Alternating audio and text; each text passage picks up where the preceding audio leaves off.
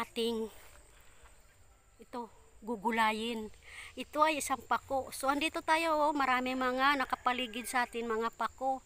So pero hindi to lahat dito ay pako. Mamimili po lang tayo ng ating kukuhain na mga pako kasi meron medyo yung sinasabi nilang hindi pako, yung ligaw na pako at yung totoong pako.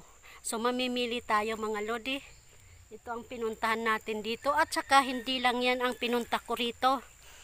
Ay isa rin sa mga pinuntahan ko rito ay ito.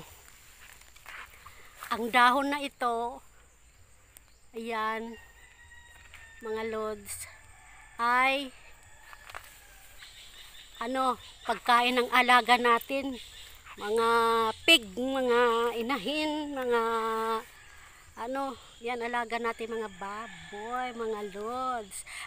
Lulutuin po lang natin